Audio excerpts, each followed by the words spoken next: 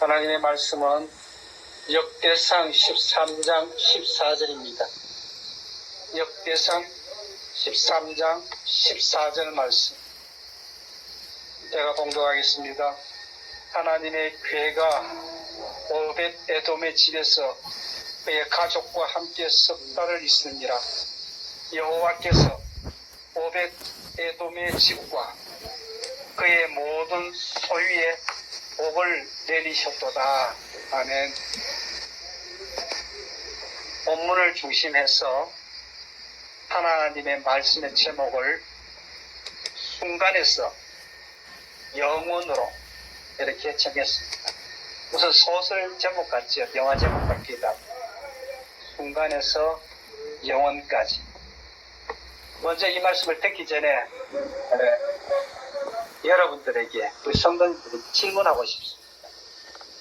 지금 살아온 삶이 보람이 있으십니까? 그리고 가치가 있었다고 생각이 드십니까? 우리는 지금 이 순간에서 저 영원한 시간까지 여행길 가는 중입니다. 언젠가 만나게 될 마지막 순간에 우리가 이런 말을 할 수가 있겠습니까?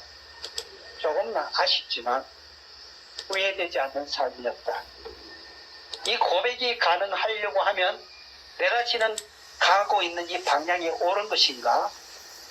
또 하루하루 살고 있는 이 삶의 가치가 있는 삶입니까? 물어야 합니다. 살기도 잘해야 하겠지만 죽기도 잘하는, 잘 준비하는 우리 식구들이 되시기를 원합니다. 우리는 인생의 순간순간을 많은 선택을 하면서 살아가고 있습니다. 팬데믹 중에서도 우리가 이 예배 시간, 하나님 앞에 드리는 이 예배 시간을 선택했습니다. 우리 육신도 사는 게 소중하지만 우리의 영혼이 리바이벌 살아나고 다시 회복이 되어야 되겠다 하는 그런 마음이죠. 그리고 이 예배 시간에 하나님의 말씀을 들으면서 참 사랑의 본체 되시는 예수님을, 나의 주 예수 그리스도, 이 짧은 문장이 바로 복음입니다. 그 예수님을 나의 주님으로 모시고 그 예수님은 나를 죄에서 구원할 자이시다는 고백이고, 그리스도라는 말은 하나님께서 그를 인정하신 하나님이시다. 나를 영원한 세계까지 이끄시는 하나님이시다.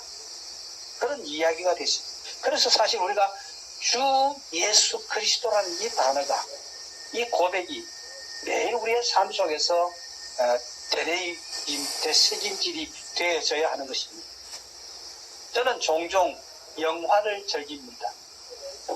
종종 제가 중국 영화를 많이 보는데, 중국 영화를 많이 보는 이유는 내가 못 나르는 그 어떤 나르는 거, 뭐 창창 칼만 한번 휘두르면 수십 명, 수백 명이 한 칸에 가는 이런 것들이 스트레스를 푸는 그것 때문에 그렇고, 또 외국 영화도 종종 보는데 저는 영화를 볼 때 선택하는 기준이 있습니다.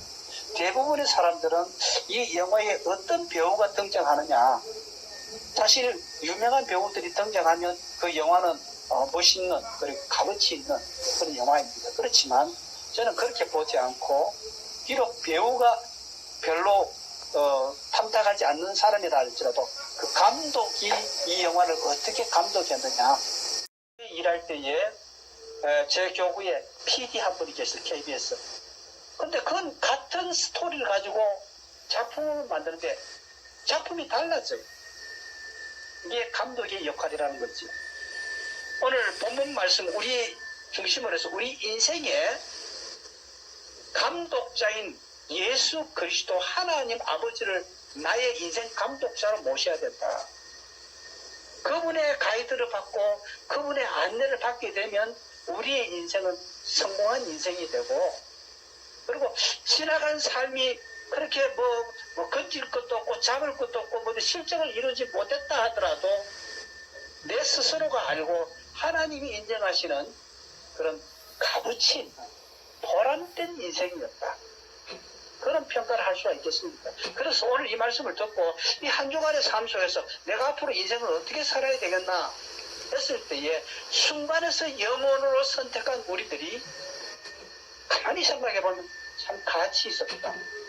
보람이 있었다. 내가 이런 수고의 땀을 흘리고 눈물도 많이 흘리는 일이 있지만 그럼에도 불구하고 내 인생은 참 값어치가 있었고 가치가 있었다. 이런 평가가 있어야 되겠습니다. 본문에 등장하는 오벳 에돔이라는 인물이 나타납니다.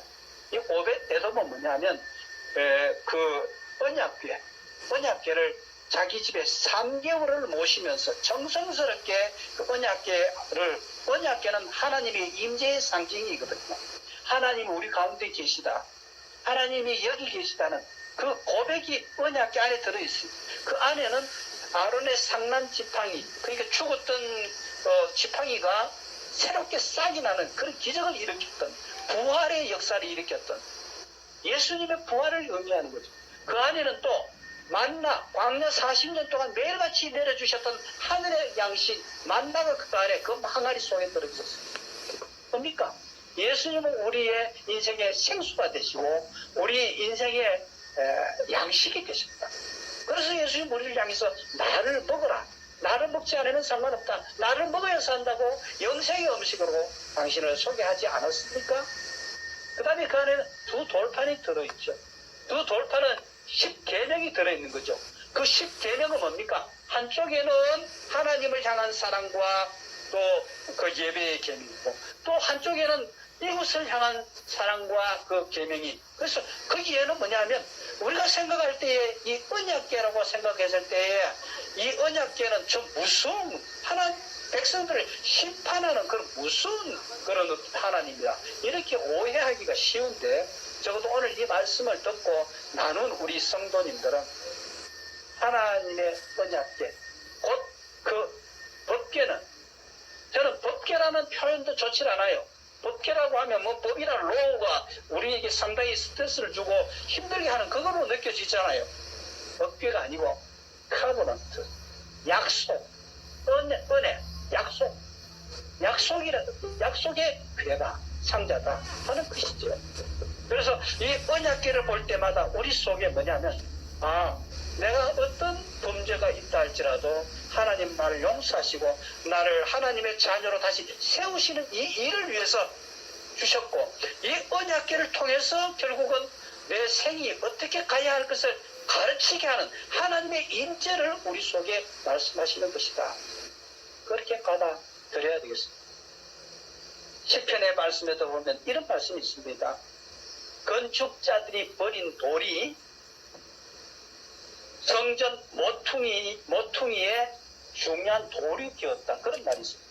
그 무슨 말이냐면 사람들은 그 예수님을 쓸모없다고 그냥 길바닥에 던져버린 돌이었지만 그 돌이 우리 인생에 성전을 세우고 하나님을 섬기는 모퉁이에 돌이 되어서 우리 인생을 정말 인생답게 만들어주는 그런 역할을 하셨다. 그런 고백이 되는 것입니다. 사실은 예수님은 우리 인생 걸어가는 가운데서 발에 채이는 돌이 되실 수가 있습니다. 그런데요, 이 돌이라는 것은 얼마나 복인지 몰라요. 여러분들 우리가 어두운 밤길에 빛이 없이 그냥 가면 그냥 조금은 갈 수 있지만 언젠가는 내 앞에 낭떠러지가 기다리고 있는지 아니면 바위가 기다리고 있는지 아니면 빌딩이 서서 나를 맞받아치게 하는 그런 게 기다리는지 보이질 않아요. 그래서 덩이 없는 걸음을 걸어간다면 그건 재앙입니다. 그러나 예수님이 내 인생의 길에 돌이 되셔서 내가 채여서 넘어지고 또 그 예수님이 그 돌이 되신 것뿐만 아니라 생명의 빛이 되셔서 그 빛을 붙들고 정말 어려움과 환난과 우리의 나라 속에 우리의 가정 속에 우리의 사업 속에 나의 주님으로 나의 빛으로 모셔서 걸어가서 성공된 인생이 산다면 그야말로 하나님이 원하는 인생이 되겠죠. 그래서 우리는 이 하나님의 언약궤 앞에서 우리의 인생이 평가받아야 되고 우리의 인생이 어느 방향인지 어떤 목적을 향해 가는지를 점검받아야 되는 것입니다. 우리가 좀 전에도 말씀드렸던 우리 인생이 보람 있는 인생이 되어야 되겠다. 보람 있는 인생이 되기 위해서는 뭐가 중요합니까? 내가 지금 어느 쪽에 앉아있고 어느 방향을 향해 가고 있다는 것이 분명해져야 되는 것입니다. 세상 사람들요, 속아 살고 있잖아요. 살면서 자기 존재감을 어떻게 표현합니까? 나는 지금 아파트 어떤 몇 평에 살고 있고, 내가 백을 얼마나 짜리 비싼 명품을 메고 있으며, 내가 차를 얼마나 비싼 차를 몰고 다니고 있다. 이것으로 자기 정체감을 생각하고 있지 않아요? 우리 그리스도인들은 물론 그것도 소중합니다. 어느 정도 누릴 것은 누려야 되겠지만, 그건 기본적으로 내가 갖춰야 될 것이지만, 그러나 그것 넘어서서 그런 유혹에 빠지지 아니하고 오히려 그 세상의 어떤 눈길에 소비 성향에 빠져서 쫓아가는 것이 아니라, 그 돈 있으면 미래를 향해 투자하고 미래의 행복을 우리가 사는 것이, 그게 바람직한 그리스도인들의 삶이 아니겠습니까? 뿐만 아니라 오늘 본문 말씀에 이 하나님의 언약궤가 나타났잖아요. 이 언약궤 안에 앞에서 여기 아까 순간에서 영원으로라는 그 말씀의 제목을 걸었는데, 오늘 본문의 주인공이 오벳 에돔이 어떤 사람이냐면요, 오벳 하면 히브리어로 아바드 하는 말인데, 그 무슨 말이냐면 오베이, 그 외에 또 예배한다, 서비스한다, 그 예배한다는 그런 오벳이 예배의 변형입니다. 거기에 에돔은 뭐냐면 하나님을 경배하는 자가 아니고 에돔 신을 경배한다, 그런 이야기입니다. 하나님 경배하는 자가 아니단 말이죠. 자, 여기에는 조금 지나친 터치가 나올 수가 있습니다. 왜냐하면 아직까지 신학적으로나 그 다음에 어떤 주석학적으로 이 부분이 나오질 않았지만, 제가 성경을 연구해 본 결과에 의하면 이 오벳 에돔은 결국은 어떤 것이냐, 에돔 신을 경배하는 그런 사람이었다. 저는 그렇게 받아들였죠.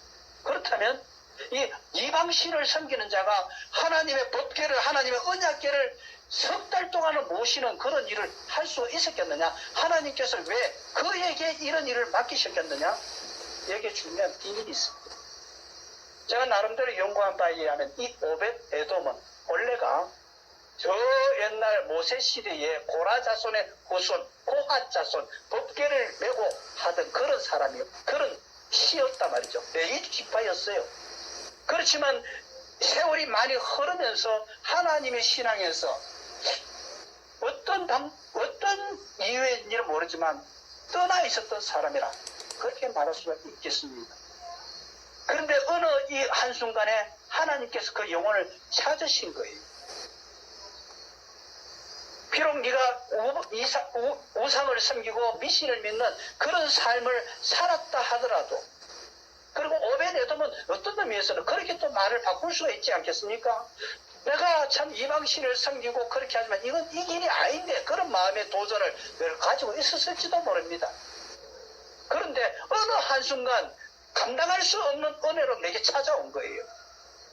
네가 이 하나님의 언약궤를 맡아서 잘 섬겨라. 오벳 에돔, 에돔신을 섬기는 이 예배하는 것과 그 과거에 자기의 가족들이 이어지는 그 예배하는 것에 대해서는 알고 있었는데 잘못된 걸 예배했단 말이죠. 그렇지만 이제는 순간적으로 하나님이 너가 나의 구주로 영접하면 너는 하나님의 자녀가 되고, 자녀가 될 뿐만 아니라 이제는 영원한 생명까지 너에게 선물로 주어진다. 이 누림의 삶을 살아가라.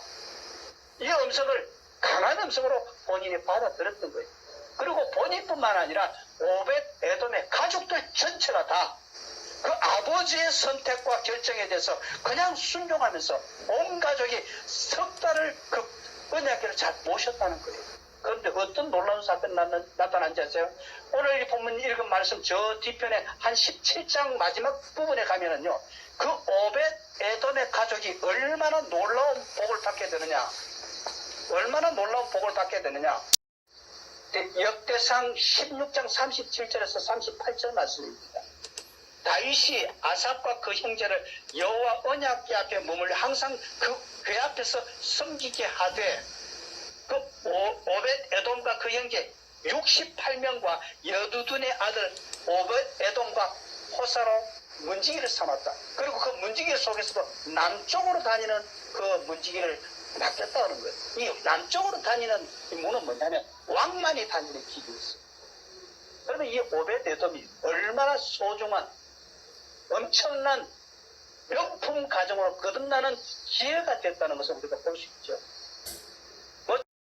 과거에서 참 우상숭배를 하고 정치고 다니고 내가 하나님 모르고 살았던 길은 아무렇게도 하나님은 묻지 않으십니다. 내가 순간적으로 하나님을 선택한 이후부터는 그리고 하나님을 전심으로 예배하고 말씀을 전심으로 따르고 하나님을 예배하는 그 삶을 살면 영원히 너의 후손들이 하나님 나라의 소중한 직분자가 될 뿐만 아니라 그게 또 어떤 복이냐면 이 가정이 법계가 그 가정에 들어가면서부터 그 가문 그 주변 도시에서 야, 이 집은 복받는 가정이네. 농사를 지어도 100배의 결실을 얻게 되고 그야말로 명문가 가정으로 바뀌어져 버리는 그런 사건을 경험하게 됐다는 것이죠. 오늘 우리는 이 주님의 선택, 순간의 선택이 내 인생의 마지막 삶을 어떻게 결정하고 어떤 복을 우리에게 주시는가 그걸 우리가 깨달아야 되겠습니다. 한 번 더 말씀을 드리자면 지금 여러분들 보람 있는 삶을 살아가시고 계십니까? 오늘 이 말씀을 듣고 기한주와 너의 마음속에 나는 이제 다른 건 몰라도 내가 멀리 안 가도 괜찮아. 내가 어떤 실적을 많이 이루지 않아도 괜찮아. 나는 이제 보람 있는 인생을 살 거야. 그 선택이 가치 있는 인생을 살 거야. 다른 말로 하나님 앞에 하나님 사람답게 살면서 하나님의 복을 간증하고 예배하는 그 인생을 선택할 거야. 사람들마다 물으는 것은 당신의 인생의 목표가 뭡니까? 행복입니다. 헬스, 건강입니다. 그렇게 많이 답변때 물론 소중한 것입니다. 그러나 그보다 더 소중한 것은 행복의 본체가 되시고 건강의 본체가 되신 그 하나님을 섬기는 저절로 따라오는 줄줄이 사탕으로 오는 그 하나님의 복을 우리가 보고 깨달아야 된다는 것입니다. 주님을 자랑스러워하세요. 그리고 선택할 것을 선택하고 가시기를 원하는 것입니다. 그리고 가는 길에 어떤 어려움을 만난다 할지라도 그 어려움 속에 하나님을 감사하는 우리 신앙인이 되시죠. 왜냐하면 하나님이 나를 그렇게 귀하게 여기시고 또 그렇게 귀하게 인생을 이끄시기 때문이다. 허미든 때문입니다. 어려움 중에 있습니까? 하나님을 감사하십시오. 여러분들 시험 가운데 있습니까?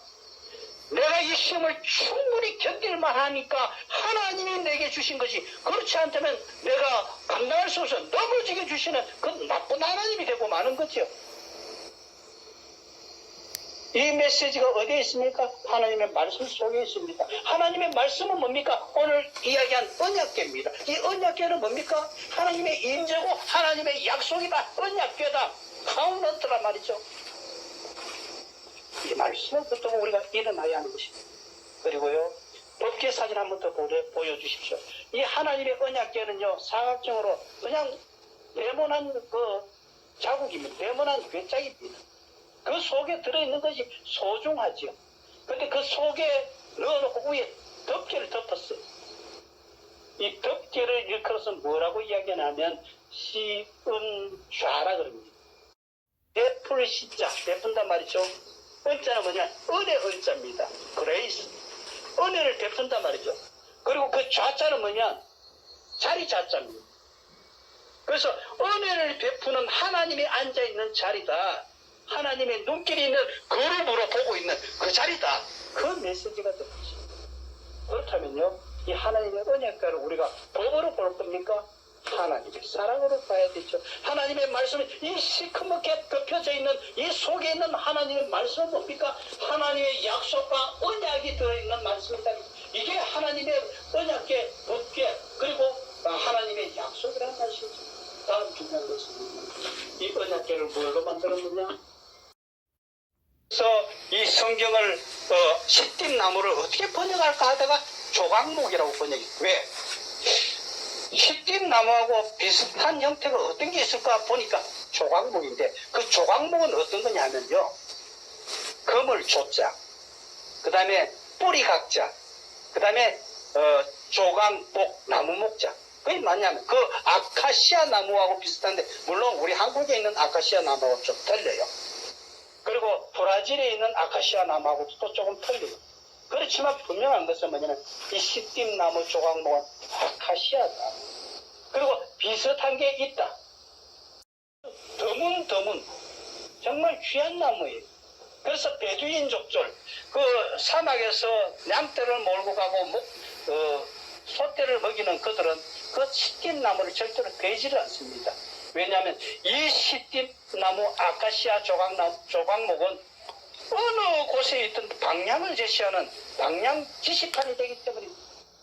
그래서 그 나무를 뺀다는 것은 베두인들이 자기 팔을 하나 베는 것과 마찬가지로 생각하는 것입니다. 무슨 이야기냐면 이 광야 가운데 하나님께서 이 하나님의 언약궤를 만들 때 이 시띠나무 조각나무로 만들어라, 그렇게 말씀했어요. 그 나무는 볼품이 없어요. 제대로 자라질 않아요. 삐뚤삐뚤합니다. 시띠나무는요, 여기서 몇 가지 교훈을 얻을 수가 있습니다. 비록 우리가 울퉁불퉁하고 원하고 잘못된 인생들이라 할지라도 우리를 하나님의 말씀을 섬기고 예배하는 그런 시띠나무로, 조각목나무로, 하나님을 모시는 그런 나무로 우리를 만들어 주셨다. 그리고 그 광야 속에 그 생명력을 유지하기 위해서는 광야에는 물이 없잖아요. 뿌리를 밑으로 70m, 때로는 학자들의 보고에 하면 2km까지 가는 그 넓은 곳으로의 생명력의 뿌리를, 수원지를 뿌리를 받고 그 영양분을 공급받아서 세상의 광야 사막 가운데서 베두인들이 피곤할 때면 거기서 쉬게 만들고, 거기에서 또 방향을 찾고, 거기에 자기의 어떤 겉옷들을 거기에 걸어놓기도 하고, 낙타의 안장도 거기에 걸어놓기도 하고, 이런 소중한 사명을 하게 했다는 것이죠. 오늘 우리를 조각목으로 부르신 이 하나님의 은혜, 그리고 우리를 시원자로서 우리를 덮으시는 하나님의 사랑으로서 이 덮는 일에 대해서는 얼마나 한 번 더 생각을 해야 될 게 뭐냐 하면, 여러분들 부모님들이 위험한 일을 당하면 그 아기를 안고 그냥 엎어지잖아요. 그리고 그 아기를 보호하잖아요. 시원자, 하나님의 언약궤, 하나님의 보호가 이런 보호라는 것을 우리가 알아야 될 것입니다. 이제 결론을 맺겠습니다. 시간이 조금 더 있으니까 한 부분만 더 이야기하겠습니다. 하나님의 언약궤가 3만의 그 찬양대와 함께 다윗성으로 올라가다가 돌뿌리에 채여서 법궤가 넘어지는 그런 상황에서 우사가 손을 잡았잖아요. 그리고 죽었잖아요. 그러면 이 죽음에 대해서 우리가 어떻게 평가해야 되겠습니까? 하나님 벌받아 죽었다, 벌받아 죽은 거 맞을 수 있습니다. 그러나 벌받은 것만 생각하지 말고 이 벌받아 내 인생이 죽는 한이 있다 할지라도 이 속에서 하나님의 음성이 나를 통해서 전해지고 있다. 저는 그렇게 보고 있습니다. 시편 116편 15절 말씀에 성도의 죽음을 고귀하게 귀중히 여기시는 도다 하나님께서. 우리가 어떤 죽음을 어떤 상황으로 만난다 할지라도 그가 이렇게 죽어도 구원의 뒤에는 하나님께 있으니, 그가 지옥 갔다, 멸망받았다, 그가 벌받았다 그렇게 평할 것이 아니고 평가는 주께만 있는 것이고, 믿음으로 우리가 그 주님을 바라보면서 죽음의 문제와 오늘의 보람 있는 삶을 우리가 평가하면서 하나님의 영광을 돌려나가, 그리고 순간의 나의 선택이지만 이 순간의 선택은 저 영원한 하나님의 나라와 하나님 나라의 집권자들로서 하나님 나라 세우는 촛불로서 어두운 밤길에 우리를 불러주셨다. 이 특별한 복이다. 그리고 이 복을 받은 자에게 하나님께서는 그 소유와 그 가족들에게 그 이후의 모든 날들을 복을 주셨다. 오늘 여러분들 하나님 앞에 크나 적으나 직분을 받았고, 그리고 우리의 삶을 살아가고 있습니다. 내가 조그맣게 시작하는 일이 있다 할지라도 오벳 에돔에게 주신 62명의 후손들이 성전을 섬기는 복을 받게 되고, 그 성전문을 지키게 되는 그 복을 받게 된 그 사건을 우리가 보게 되는지, 시편 111 2편 1절 2절에 할렐루야 여호와를 경외하며 그 계명을 크게 즐거워하는 자는 복이 있도다. 그 후손이 땅에서 강성해질 것이다. 오늘 이 말씀 우리의 말씀으로 받아야 하는 것입니다.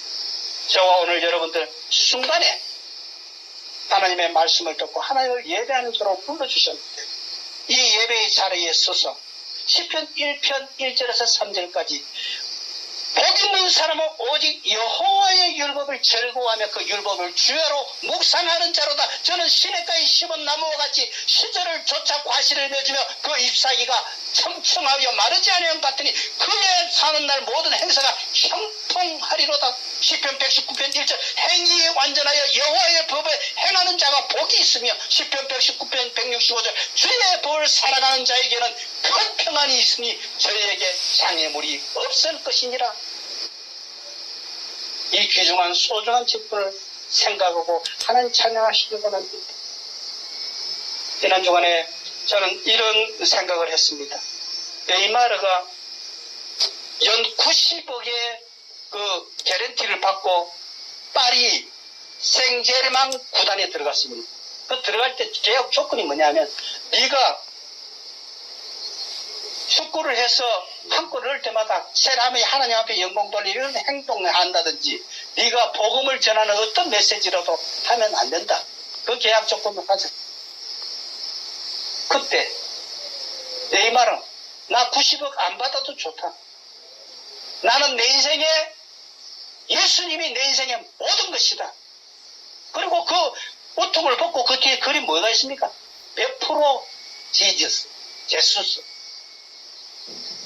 요즘에 과거까지 제가 only 지저스, 구원의 길은 오직 예수님이다 하는 그 메시지는 내가 봤지만 100% 제수스라는 말은 처음 봤어요. 오늘 여러분들 이 생활을 살아가면서 어떤 보람 있는 삶을 선택하시겠습니까? 돈이 소중합니까? 90억에 눈이 팔렸습니까?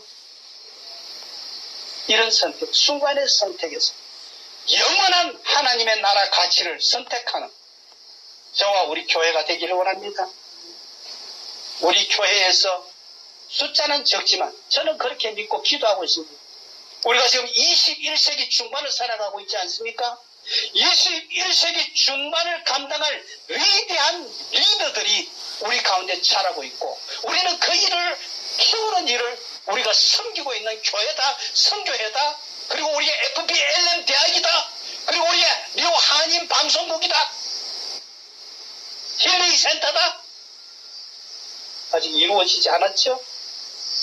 그러나 그 기도와 그 목표를 향해서 우리가 이 일을 감당하여 날 것입니다. 그런 인물들을 키워낼 것입니다.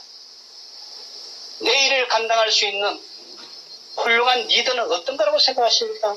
진정한 참된 리더가 뭐라고 생각하십니까? 참된 리더는 기억하세요. 우선순위를 정확하게 진단할 수 있는 사람. 수없이 몰려오는 많은 일들이 있지만 이거 먼저 하고 이거 다음에 하고 이거 다음에 하고 이거 그 다음에 할 거야. 이걸 정확하게 판단해내는 그 사람이 바로 리더인 것입니다. 이 리더의 능력, 이 판단력을 누구에게서 받아야 됩니까? 하나님에게서. 오늘 이 세상이 정치, 경제, 문화가 혼란 속에 빠졌습니다. 왜입니까? 이 순서를 판단하는 그 리더를 만나지 못했기 때문인 것입니다. 여러분들, 사람이 소중합니다. 이런 한 사람을 만난다는 것은요, 우리의 삶이 그렇게 기쁠 수가 없는 것이고, 이런 한 사람과 한 1분이라도 대화를 했다는 것은 그건 너무나 소중한 것이거든요. 그 사람이 소중한 것이 아니까 그 사람 속에 그런 마인드를 주신 그 하나님이 너무 놀랍고 감사하다, 이 말이 되는 것입니다. 오늘 저 여러분들이 우리 교회가 이런 인물들이 되시고 이런 인물들을 길러내는 선교회가 되시기를 주의 이름으로 축복합니다. 기도하십시다. 하나님 아버지, 순간에서 영원, 하나님의 언약궤, 하나님의 사랑, 약속을